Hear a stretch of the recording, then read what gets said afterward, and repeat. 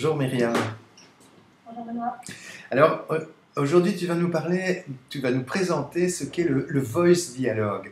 Donc si tu voulais dans un premier temps peut-être m'expliquer ce que c'est, d'où ça vient, les origines de cette approche. Oui, alors le Voice Dialogue a été développé par deux psychothérapeutes américains, donc Al Stone qui est toujours psychanalyste jungien, et Sidra Stone qui était au départ gestalt thérapeute. Ah oui. Et donc ils ont développé cette approche dans les années 70.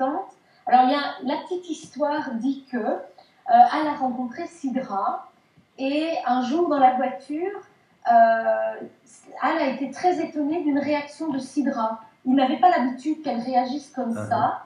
Et il se dit, mais enfin, qu'est-ce qui t'arrive? Pourquoi tu réagis comme ça? Et elle a dit, mais c'est une partie de moi qui a eu envie de te dire ça. Oui, oui. Et donc, la petite histoire, eux-mêmes le racontent, que c'est comme ça qu'ils ont démarré l'idée du Voice Dialogue, où ils se sont dit, mais tiens, la psyché humaine est composée d'une multitude de sous-personnalités, et donc il est intéressant d'explorer ces sous-personnalités, et au-delà de les explorer, c'est de les accueillir avec bienveillance, avec une forme d'amour inconditionnel. Même si c'est une sous-personnalité dont le comportement n'est pas génial, un peu agressif, on l'accueille avec bienveillance. Oui. D'accord. Donc sous-personnalité, c'est quoi? Différentes parties de nous, c'est ça que ça veut dire? Alors une sous-personnalité, c'est différentes parties de nous, mais en Voice Dialogue, on ne parle pas de partie, on parle d'énergie.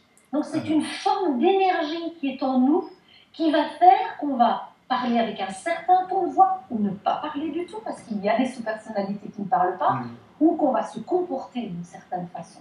C'est ça.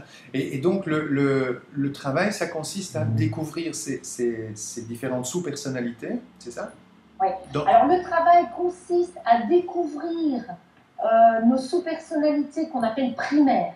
Les sous-personnalités primaires, ce sont celles qu'on utilise dans notre quotidien sans en avoir conscience. Ça peut être l'altruiste, ça peut être l'égoïste, ça peut être le timide, ça peut être l'extraverti, ça peut être plein de choses qu'on utilise, mais on a un peu tendance à dire, mais c'est moi ça. Oui, c'est tes sous-personnalités primaires. Et l'idée est que quand on va aller accueillir cette sous-personnalité primaire, elle va se sentir accueillie et elle va pouvoir laisser de l'espace à son opposé. Ce qu'on appelle la sous-personnalité reniée opposée. Celle qu'on n'utilise jamais dans notre quotidien.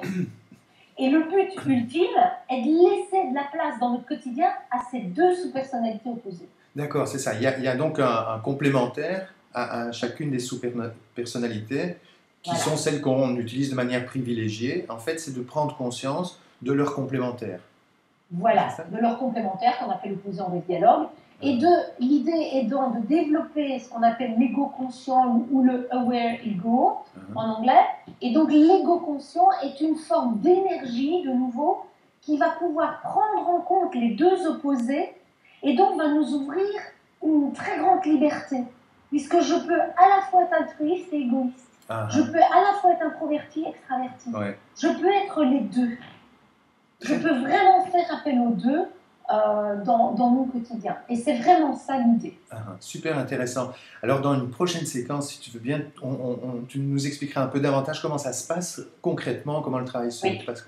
Super. Merci beaucoup Myriam. Oui. Mais avec plaisir. À bientôt.